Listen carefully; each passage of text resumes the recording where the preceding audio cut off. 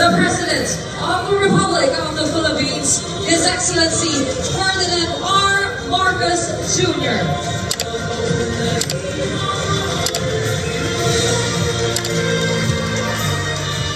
So ayan pa lang po, isang panel yan.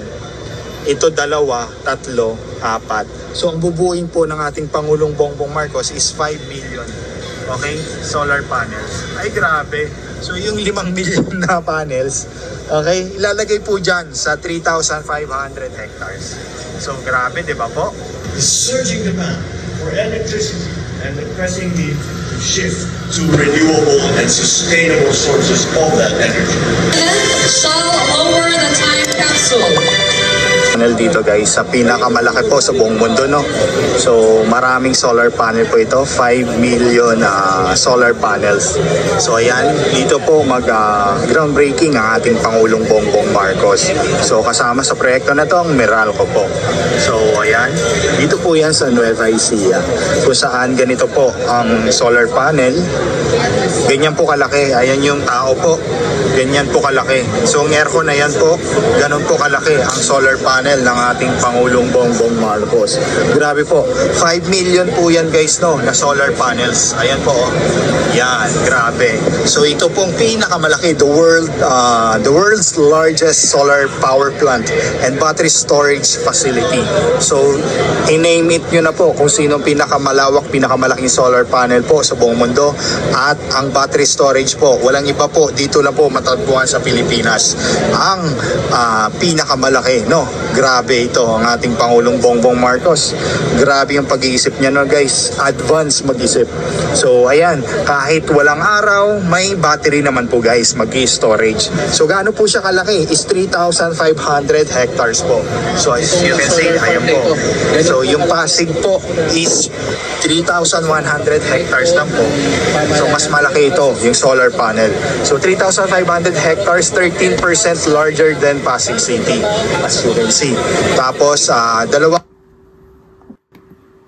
provinces po ito, no? Nueva Ecija and Bulacan po. So ayan, after 3 years po, mabubuo na po 2024, 25, 26, 27. So after 26 yung total po na matapos na po itong solar panel na to by February 2027. So first quarter po ng taon ng 2027 tapos na. So by 2026 guys, first quarter February, ayan, mabubuo na po ang more than kalahati. Okay? 2,500 na solar farm niya yan. So grabe, dami pong mag-benefit dito at lalo na po yung 10,000 locals na mga employment po dito. So ayan, grabe. So by the next 10 years, mag-benefit po ang mga community dito by 22.87 billion pesos. Ay grabe. So ito po yung legacy project ng ating Pangulong Bongbong Marcos. So napakalaki nito, napakaganda. So syempre, hindi naman po carbon dioxide, nakakasira ng kalikasan. So just unlike sa hydroelectric energy power plant, so may carbon dioxide po doon. So ito guys, wala kasi init ng araw lang, no? Yung sunlight, okay? Yung sikat ng araw, ayan. So dito po sa solar panel na to. Tapos ang kagandahan nito, yung pinakamatibay na steel ang ilalagay siya. So ayan, oh, advanced solar panels that capture sunlight, okay? So pinaka mounted on strong steel frames. So grabe. So ano siya? Typhoon proof or any po na, kasi nadadaanan tayo ng bagyo dito sa Pilipinas eh. So kaya ganon. Okay? So pinakamatibay talaga. So ang kagandahan nito, may battery. So just in case sobrang tirik ng araw, may i-store po siya yung excess na yun na energy dun sa storage. Kagaya niyan, kung hindi maulap, may bagyo po. So magre-release naman po yung battery storage po ng energy para sa community. Okay? So ang maibibigay po nito guys, no, na elektrisidad, okay, 67% of Metro Manila. Okay, sa laki nito. So ganun po siya. Okay, clean energy for 2.4 million million homes. So 67% of Metro Manila household po. Okay? Makikinabang po nito. Ang laking project po ito, no, ng ating Pangulong Bongbong Marcos. So grabe talaga ito, guys. So wala na pong credit grabbing na naman magaganap kasi bago bababa ang Pangulo, nandito na ang solar panel natin. So, ayan. Grabe. So, marami na po dito. As you can see sa labas, nakita natin, napakalawak po siya. So, makikita nyo po sa mapa yan, hektarya po yan, guys. So, ayan. Nueva Ecija and Bulacan po. Naka-boundary po siya. So, ayan guys, so, sa mapa. So, kung i-ano mo sa mapa guys, yung Pasig City, so, malaki pa to. Kasi 3,500 hectares to. So, ayan. Grabe. Grabe talaga ang ating Pangulong Bongbong Marcos, guys. So, yan. So, mamaya, abangan natin siya sa kanyang speech. At, yan. Okay? So, ang ganda talaga, guys. Oh. Yan. So, isang panel po yan, ito. Hindi siya kasi hati, guys. Hindi siya hati. As you can see, hindi siya hati sa gitna. Okay? Hindi siya, isang frame siya, oh. Diretso siya, hindi siya nahati. So, ayan pa lang po, isang panel yan. Ito, 2, 3, 4. So, ang bubuin po ng ating Pangulong Bongbong Marcos is 5 million. Okay? Solar panels. Ay, grabe. So, yung 5 million na panels, okay, ilalagay po dyan sa 3,500 hectares. So, grabe, di ba po? Alright. So, huwag kalimutan mag-like, comment, share, subscribe, at mag-share, subscribe. Thank you so much.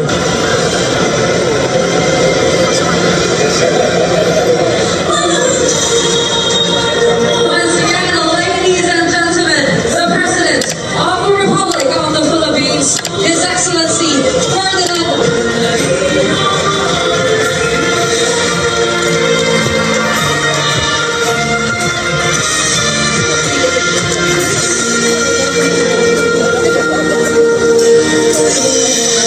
You may now be seated.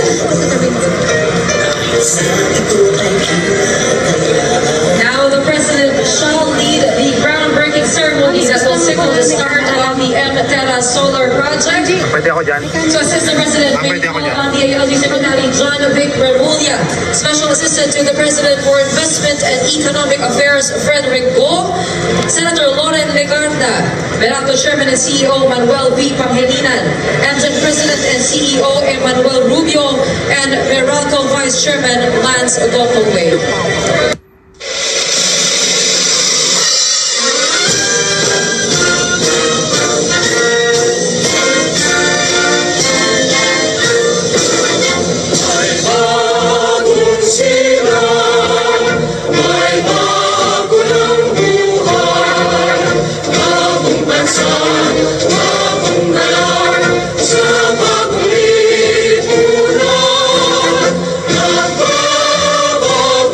Ang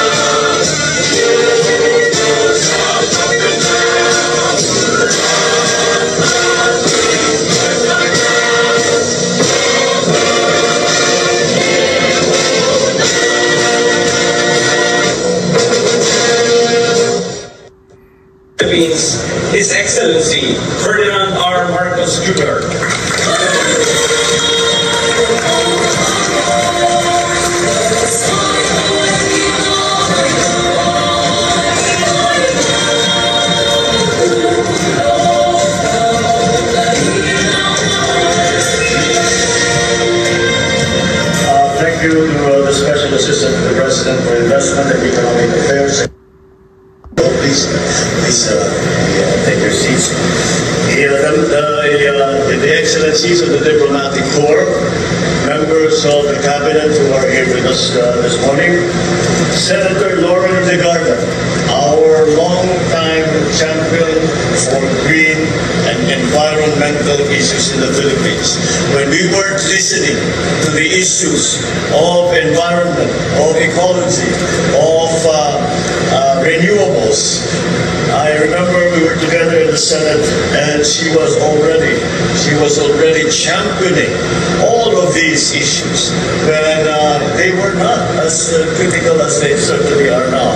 So congratulations on your foresight. Members of the House of Representatives, Venerada Municipal Mayor Joselito Ramos, other local government officials and employees of the Manila Electric Company, of course led by Chairman and CEO Manny Pangilinan, our partners, of course, in the private sector, my fellow workers in government, distinguished guests, ladies and gentlemen, good morning.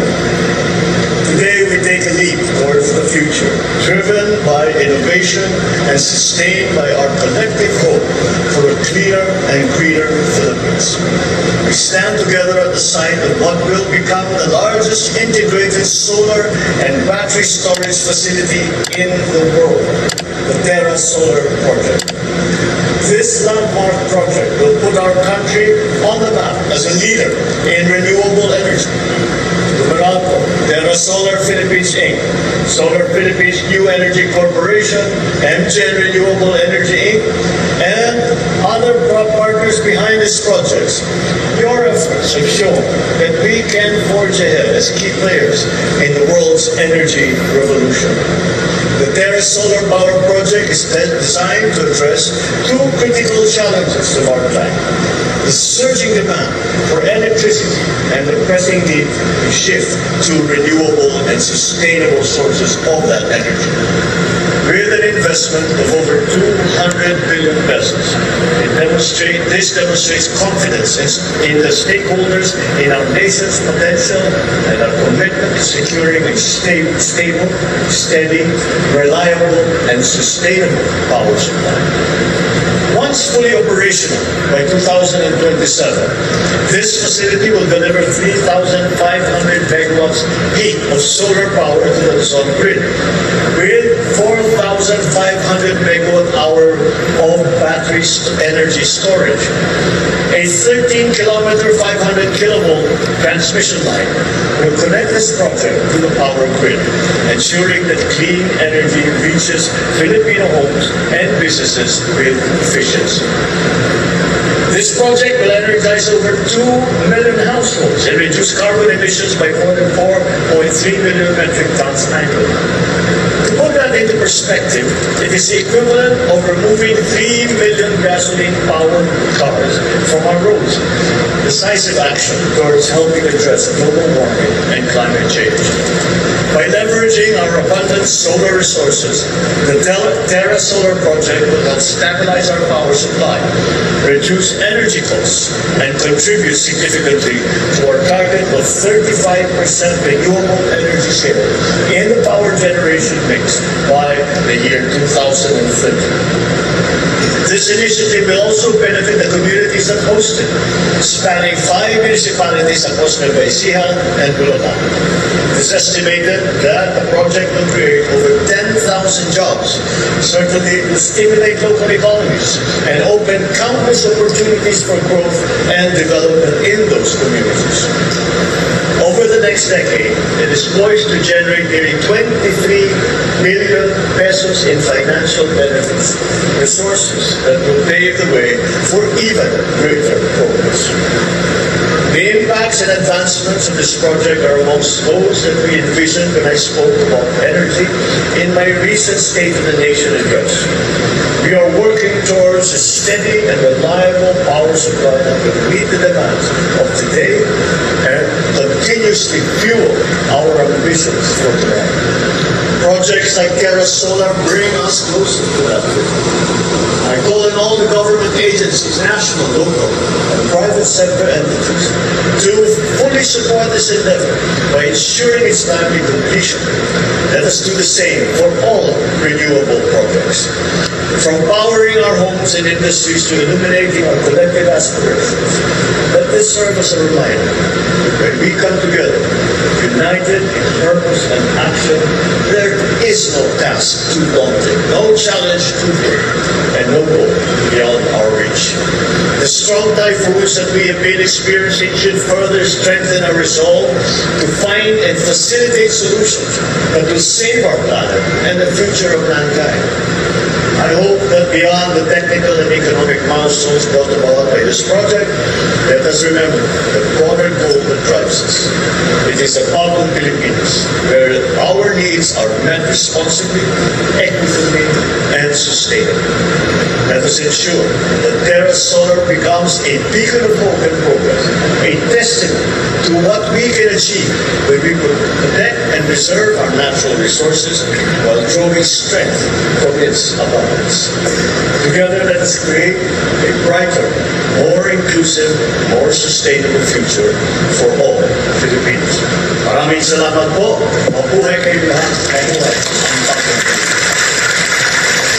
Thank you, Mr. President. May we request the President to kindly remain on stage and grant us a photo opportunity.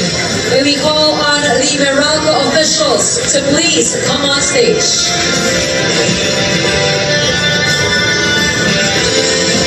Local government officials, please get ready.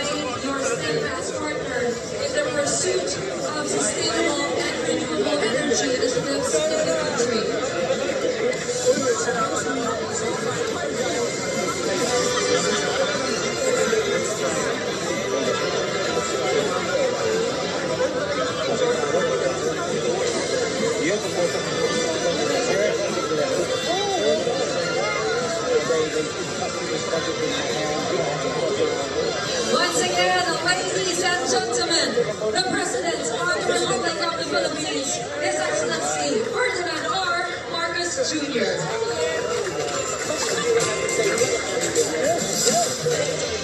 May we request everyone to please remain seated until the President has left the venue.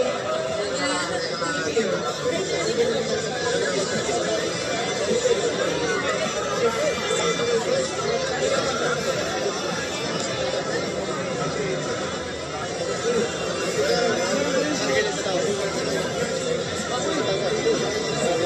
thank you.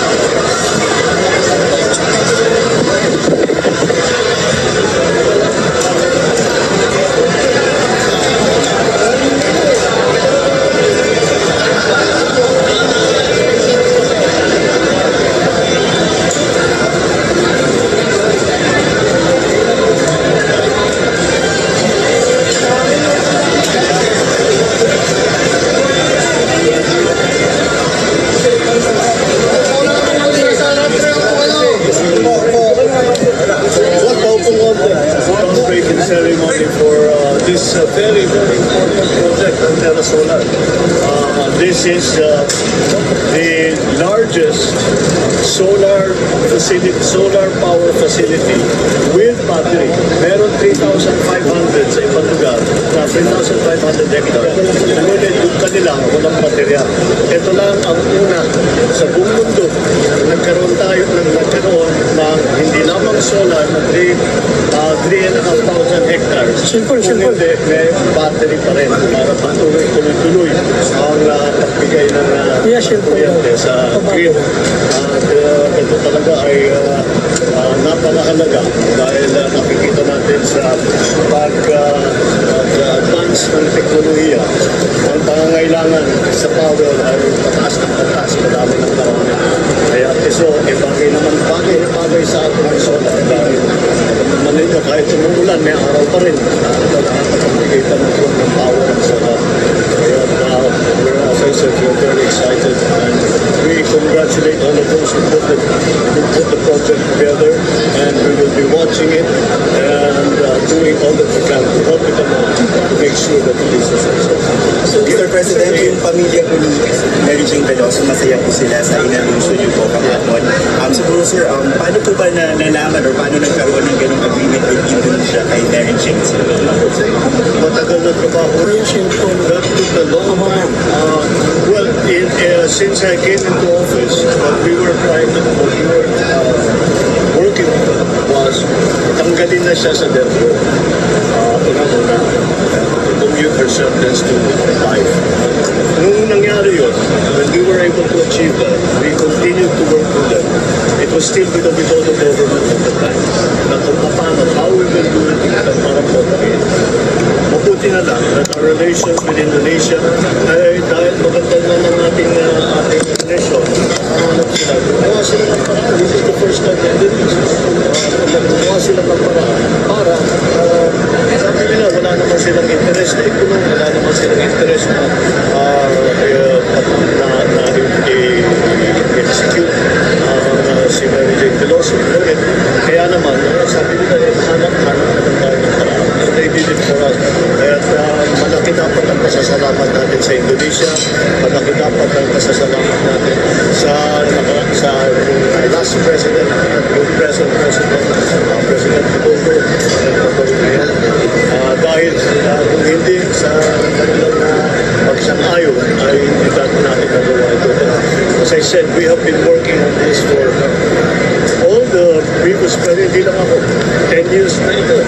10 years na ito, pero ang nagawa natin, napakita natin yung sentensya niya from death sentence to life imprisonment. Tapos ang nasunod ko ay napakita natin. But we will have to decide what will happen next.